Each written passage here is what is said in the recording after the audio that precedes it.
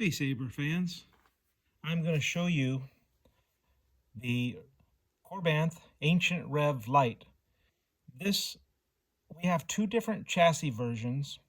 One we'll call chassis A, where you push it in and twist in order to get it into lock position where the chassis is under the buttons. The other chassis, chassis B, works the same way, but it just goes straight in where it will rest under the buttons. So I'm going to show you both of these so that way when you get yours, you'll know what to do if you have chassis A, and you'll know what to do if you have chassis B. So the way these work is you have two buttons here. Both of them are plunger, meaning they push down and hit the button that's on the chassis. So you have a big one and a small one. Sometimes we make the small one light up the blades, sometimes we make the big one. Kind of depends on the installer and how he wires it up. Both do the same function, so it doesn't matter once. So let's start off with this first one, which is chassis A. And I don't know if you can see this, but here's what you have. You have a chassis that you can gingerly grab this and you can twist and pull. So the chassis does come all the way out. And so what you have here is you have a removable battery, which best way to do it is to hold it like this and take a screwdriver, a flathead screwdriver, and pry this battery out. Be careful not to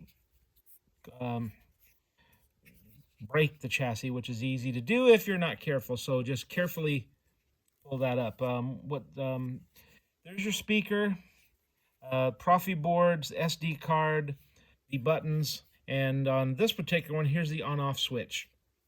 So the way this functions is this. You turn it on. Now, like I said, these are the two buttons that function. So when you turn this on, it lights up, and this is your font changer.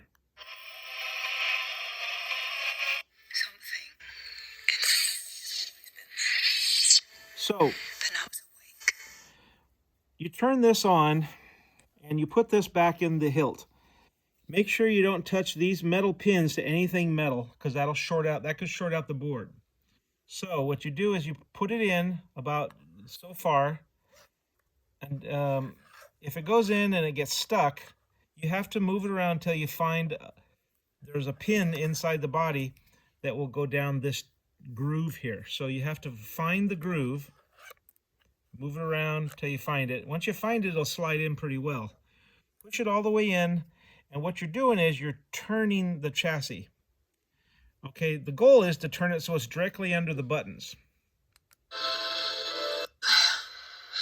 I let live.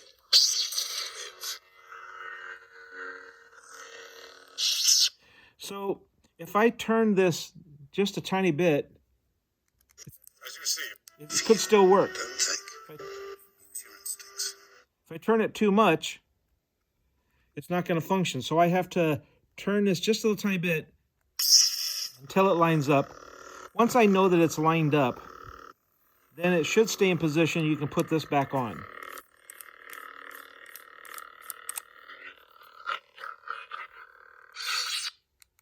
never turn to the young Lord Vader.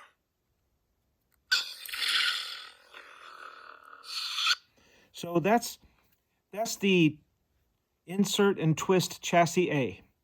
The other chassis that we have is very similar, except it just comes straight out. You don't twist.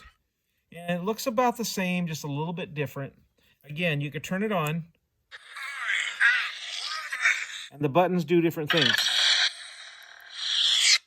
So the way this one lines up is this just goes straight in so that these two buttons are lined up right under here.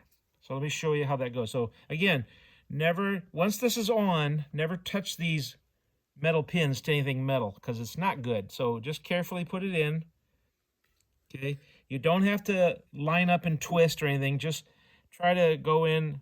I put a little line here on the back of the button. Just line it up with this black mark here all the way in until it's in as far as it could go.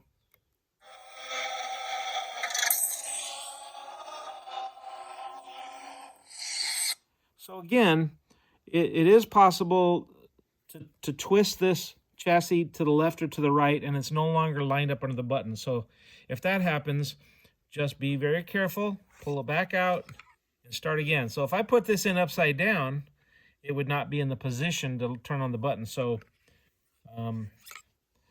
make sure you put this in straight all the way up. Don't twist. Line it up with the button here all the way as far as it'll go. Can't go any further. So that's chassis B. And so depending on which one you have, is now you know the way to function them to function both. Also on your lightsaber, you have one of these sides here. Here it is.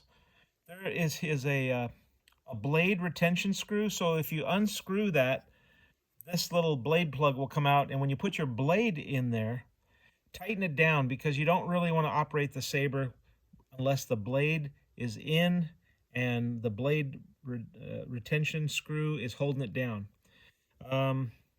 If for some reason these little claws come off, you can glue them back on. They're just, I mean, I could actually pull them off if I needed to, but there's no reason to, but in case they ever come off. Hope that helps you. If you have any questions, please give us a shout. Thank you.